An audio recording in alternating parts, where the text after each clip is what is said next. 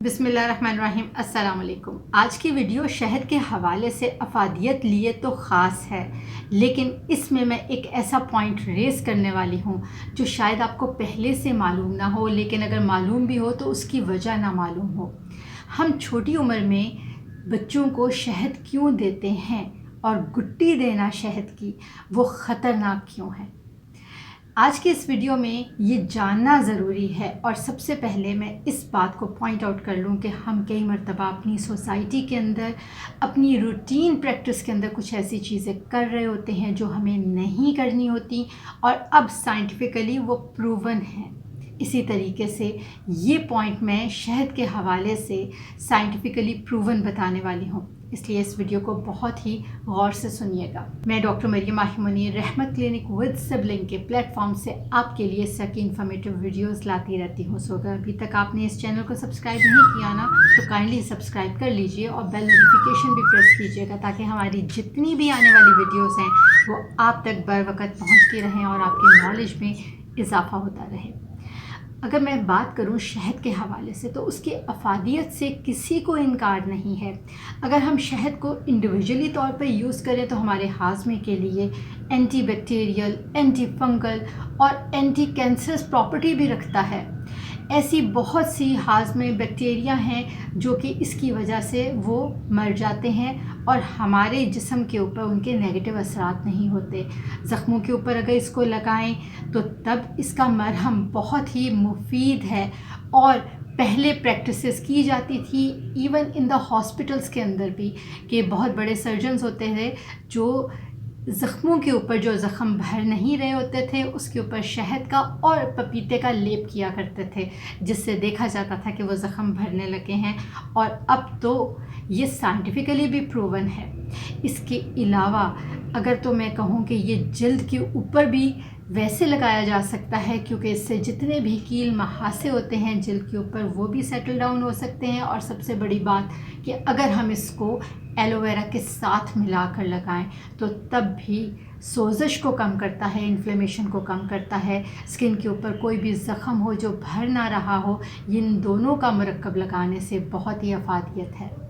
جن لوگوں کا گلا خراب ہوتا ہے وہ بھی اس کو استعمال کریں، جن کی آواز بیٹھی ہوئی ہوتی ہے وہ بھی اس کا استعمال کریں۔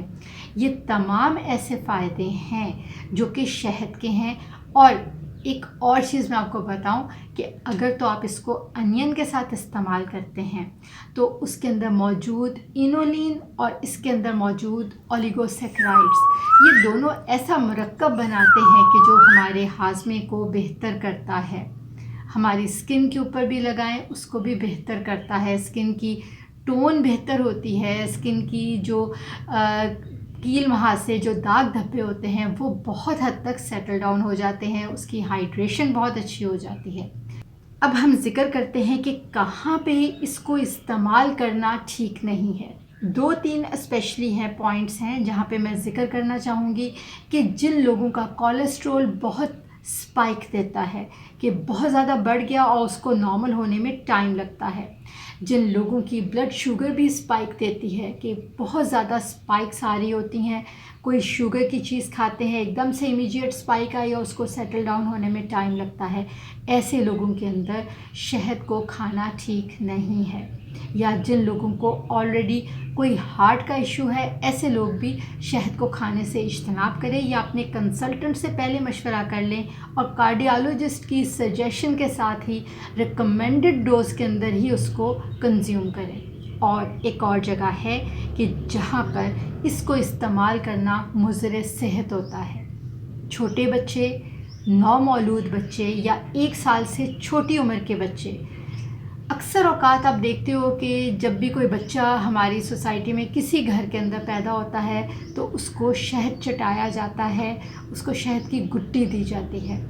اب یہ سائنٹیفکلی پروو ہے کہ اس کے اندر آرگینزمز، جراثیم ہوتے ہیں، کلاسٹریڈیم بوٹولزم، جو کہ بچے کے نروس سسٹم کو سویئرلی ڈیمیج کرتے ہیں اور اس کو نیورولوجیکل سمٹمز دے سکتے ہیں، اور ایسے نیورولوجیکل سمٹمز ہوں گے کہ جو بعد میں irreversible ہوں گے، وہ ریورس نہیں ہو پائیں گے۔ سو خدارہ جن لوگوں کے گھروں کے اندر ابھی بھی یہ ٹریڈیشن چل رہی ہے اس کو کائنڈلی بند کیجئے، اور اگر پھر بھی آپ کو میری بات پہ یقین نہ ہو تو آپ انٹرنیٹ پہ جائیے اور آپ سرچ کر کے دیکھ سکتے ہیں کہ میری بات کے اندر کتنی اتھینٹسٹی ہے، اور سائنٹیفکلی پروو وہاں پہ سارا مواد پڑا ہوا ہوتا ہے جو آپ کو کلیئرلی بتا سکتا ہے۔